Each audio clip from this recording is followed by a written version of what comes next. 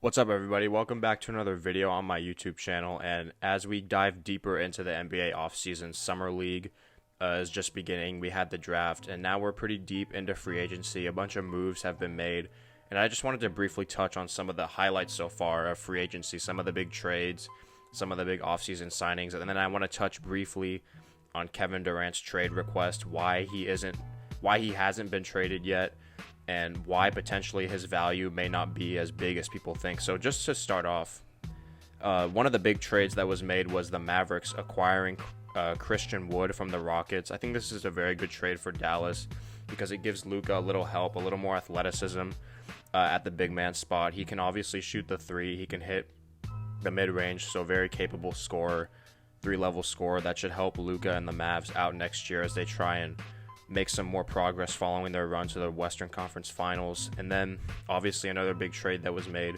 was DeJounte Murray going to the Hawks. As we all know, Atlanta was coming off an Eastern Conference Finals berth the previous season, and they didn't do so good this year. A lot of in-house drama between players like John Collins and some other guys, and they just weren't as strong on the defensive end, so they obviously knew they needed to bolster up that end of the floor. So they get DeJounte Murray, a guy who made the All-Star team this year for the Spurs. He's a capable scorer, but more importantly, he's going to help Atlanta add even more playmaking and defense. He led the league in steals at 2 a game this year. And obviously, as I said before, All-Star player, really broke through with the Spurs this year after coming off a season in 2018, I believe, when he tore his ACL and had to rehab from that. So he's obviously a very good player.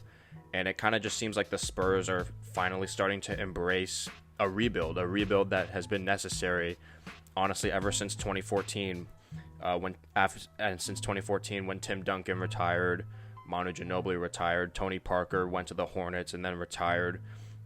So that big three from the whole dynasty era of the Spurs all went into retirement. And then I feel like Greg Popovich never really accepted today's NBA in terms of needing to have three-point scoring, needing to have versatility like that on offense. So they kind of faded out, but good on them for trading DeJounte Murray to a situation where he can go and help a team win. And then also Malcolm Brogdon, another very good point guard on the move to the Celtics, obviously the team that went to the finals representing the East. They were missing that true point guard on their team, the guy that can get everyone into their spots, run the offense, maybe not necessarily get a bunch of assists, right? But run the offense, make sure everyone knows what they're doing, who can change the pace. I feel like he can play at a variety of different paces because, as we all know, he started his career with the Milwaukee Bucks, a team that likes to get out and run, and he thrived in that system. And then he went to Indiana, and I just feel like he has a lot of control to his game, and that's really going to help out Boston.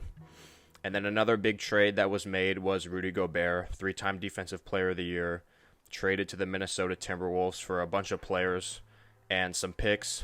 Kind of seems like the Jazz are also another one of those teams starting to embrace, maybe not embrace, but accept that they might need to rebuild, and they want to do that around Donovan Mitchell. Although Donovan Mitchell, I guess, has questioned some of management's moves, wondering what the plan is because they obviously traded Royce O'Neal, a player that Donovan Mitchell really liked, Rudy Gobert as well, even though their on-court chemistry was a bit questionable after all the incidents with COVID, but still obviously a very good player.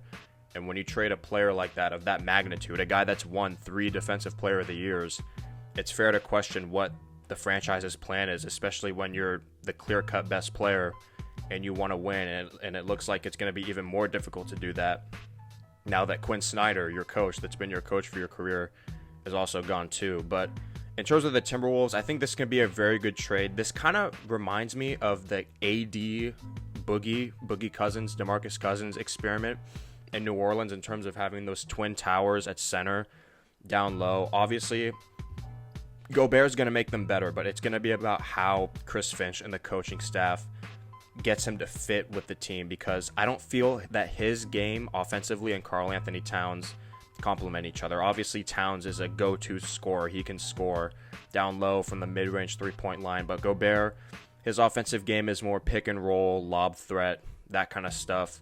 So it'll be interesting to see how the Wolves get this to work. I assume Cat is going to be playing that stretch 4 role And then it's going to help them on defense because Karl Anthony Towns won't have as much defensive responsibility, which means he'll probably be staying out of foul trouble, and that was something that really hurt him in their series against the Memphis Grizzlies. So, yeah, it'll be very interesting to see how the Wolves make that work. I definitely think they're going to be a much improved team. At least on paper they are, but I think they will be in the season. So, yeah, very good trade for the Wolves. And then the last thing that I want to touch on is KD's trade request from the Brooklyn Nets. So let's back up a little bit. So Kyrie opts into his deal. He takes his $37 million. But then what I thought was surprising was that KD, that wasn't enough. He at least had a full commitment of 1 year from Kyrie Irving with his $37 million player option. But KD still wants out. He wants to go to either Phoenix or the Miami Heat, and there's obviously other teams that have been rumored to try and get him. The Warriors, the Raptors, teams like the Sixers, and yeah, those teams. So first off, I just want to say I do not want to see KD back in Golden State. I just think we've seen that already, and he would never go back there either because I think he knows that he just won't get that appreciation that he craves and desires that the guys that Steph, Clay, and Dre get because they're homegrown. They didn't go there via free agency. Those fans in the Bay Area watch them grow up. So obviously KD's a great player, obviously one of the best players in the league. I put him at number 5 on my rankings, which you can check out on my Instagram. But people are starting to wonder, why hasn't KD been traded yet? And I think there's a multitude of reasons, one of which is the Nets asking price for him is just completely ridiculous. They're basically asking these teams to give up all their best players in exchange for one player who's 34 going on 35, who's starting to deal with some injury issues. As we all know, he missed his first year with the Nets because he was rehabbing from a torn Achilles. And then the next year, he also had some injury problems. Only played, I don't even think he played, it wasn't a lot of games. Even though he balled out in the playoffs, he missed a lot of time during the regular season. And then this year, I don't even think he played 60 games with the team because he got injured at one point or another during the season. So, and then obviously another reason why I think that the trade market or the trade interest for KD is low is because he's kind of like Kyrie in that you don't know what you're going to get with him. He could get traded to your team and all of a sudden decide that something's not making him happy and that he'll want to be on the move. Teams want to see commitment from their superstars. They want to know that they're going to be there day in and day out to help take the team to a championship. And I think teams just aren't seeing that level of commitment from KD. And I saw something the other day. It was like the Nets asking price. They asked the Timberwolves for Karl Anthony Towns, Anthony Edwards, and 4 first-round picks. Why on earth would the Timberwolves trade their 2 franchise players for a guy that they don't even know if he's going to stay there the full 4 years of his contract? Because keep in mind, KD still has 4. He just signed this deal. I don't even think it started yet. He has 4 years left on his deal, and he's requesting a trade. That should be a red flag to a ton of teams, no matter how good he is. You don't know whether or not he's going to give you all 4 of those years on his contract. So, yeah, and then it's just a very strange situation. My prediction, my gut feeling right now is that he's going to be a Brooklyn Net to start the season. 1, because I don't think the Nets are going to get what they want for him. And then 2, I just don't think teams may not be interested because they don't know what his commitment level is going to be.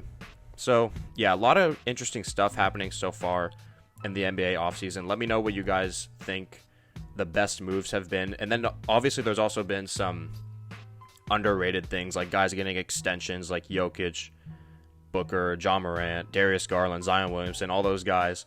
And then some other signings, Bobby Portis staying with the Bucks, running it back with them. Jalen Brunson going to the Knicks. Knicks. And then Anthony Simons staying in Portland. So, yeah, loaded free agency so far. I'm excited to see what's happening next. And thank you for watching this video. And be sure to follow me on Instagram and look at my other content as well on Twitter and TikTok. Thank you for watching.